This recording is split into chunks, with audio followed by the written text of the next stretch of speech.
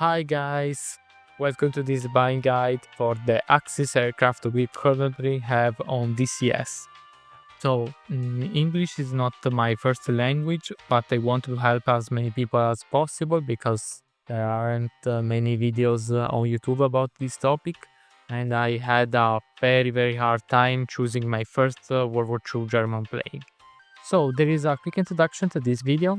I'm not an expert and I won't be talking about history or technical details.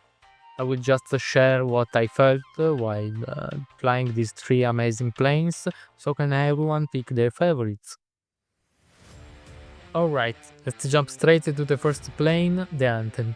So the Anten is not the fastest, not the most agile, and definitely not the most high-tech plane, but it's a real war machine. It's perfect for a real war condition. It's tough and reliable, so it's perfect for taking hits from flak or enemy bombers. Where it really shines is in CAS mission or a big interception.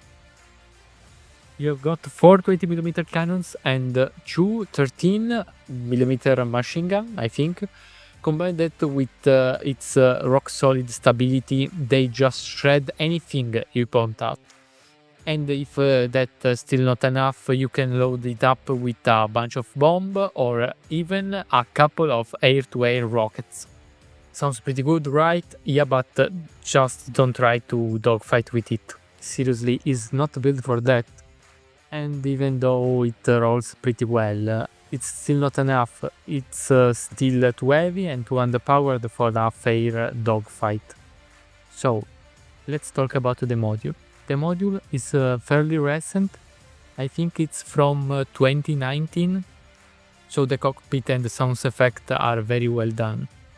And if you grab the Horido campaign, you will really feel like a Luftwaffe pilot in 1944-45. In conclusion, if you enjoy a mix of CAS and interception missions, this plane is definitely for you, but I wouldn't recommend it as your first plane, simply because takeoff are tricky.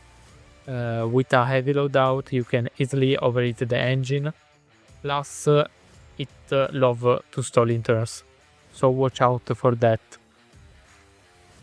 Alright guys, let's move on to the core first. Without doubt the most played, the best dogfighter of the fleet. It doesn't have the best turn rate in the game, but it keeps its energy really well and performs great in the vertical maneuvers. Its engine is a beast, especially with the MW50. It gives you a massive power boost, though only for a short period. For that, these things can reach around 710 km per hour, but I will talk more about the technical stuff later in the video. By the way, I wouldn't recommend it for close air support. It's not as stable as the Fw190, and the loadout options are less versatile, even if it still carries some big bombs. And I'd also avoid using it for interceptions. It's just too fragile and doesn't have much firepower compared to the others. Talking about firepower, you've got 2 14mm machine guns and a 30mm cannon firing to the prop hub. Honestly, I'm not a big fan of this caliber. The 30mm is powerful but slow. Great against heavy target, not so great in close dogfight. So, let's talk about the module. That itself is pretty old, I think 2014, but it's still surprisingly well done. They even added the flare pistol and the option to change smoke color, which is a very nice touch. Cockpit feels a bit messy compared to the Fw190. It's an older design after all, but over the years it's been improved, and this 1944 model has all the instruments you need, even though some aspects like the visibility still outdated.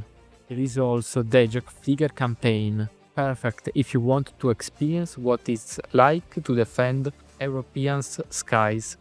About the quality is like the Anton's campaign. I'd recommend this plane to everyone who loves 1v1 dogfights and want to be the top predator on multiplayer servers. It's also pretty beginner friendly, takeoff, landing and basic maneuvers are manageable. But be careful with the engine management, especially with the MW system, it's overheat very fast. Last but not the least, we have my favorite aircraft of the three, the Dora. It is a really hard plane to describe.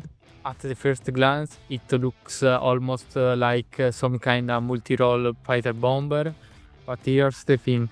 Even though it can carry a decent variety of bombs, it lacks both in stability and firepower to be truly effective in close air support. And even though it has a great engine, its maneuverability is just too poor to be a proper dogfighter. And finally, even its performance against bombers is limited by how fragile it is. So, in reality, Dora doesn't fit in any standard combat role. To really use it full properly, you have to focus on what it actually excels at. Without getting too technical, Dora has two major strengths. First, an excellent cruise speed at low-medium altitude, and second, a gyroscopic gun sight with automatic lead calculation. Its engine uses NW50 just like the Bf109, but in a different way, allowing you to hold full power for a longer period without issues. This gives Dora an amazing cruise speed, perfect for sneaking up on distracted enemies. And for that role, I'd also recommend using no tracer ammo. And if things go badly, this plane can outrun almost anything. The gun sight also lets you be extremely precise, increasing your chance of scoring a kill with your first burst, catching the enemy by surprise. That same technology allows you to engage bombers from up to 800 meters, helping compensate for Dora's fragility by keeping you outside of their defensive fire. In the right hands, the Dora can still perform pretty decent in standard role, like a 1v1 fight. But if your goal is to do that, simply choose the core first. Even though I love this aircraft, I have to say that the module itself is pretty bad. A lot of small details are missing. For example, the gun safety mechanism is weird. Every time you fire, you still get this weird animation. Another downside is that it has no dedicated campaigns. But to be fair, this was one of the first warbird ever added in DCS. So, to warp it up, the Dora is a very unique aircraft, modern, powerful and beautiful. And even though in some way it's easy, for example, takeoff and engine management is very easy, it might not be the best choice for a new pilot, because of its very specific and unconventional flight style. Alright, we have reached the conclusion. I'm gonna show you a technical table with the most important information. These aren't 100% X8 data. They're meant to give you a general idea. I also put together a sort of weighted graph to compare their different characteristics, again in a very qualitative way. This chart only looks at how each value compares to the average. But this isn't the kind of video where I want to go too deep into the technical details, so let's get back to my personal impressions. So I rated each aircraft from 1 to 5 across different categories, and then put everything together. Mostly for those of you with a TikTok cooked brain. Anyway, I hope this video helped you to make a decision. Let me know that in the comment section, and I will see you in the next video.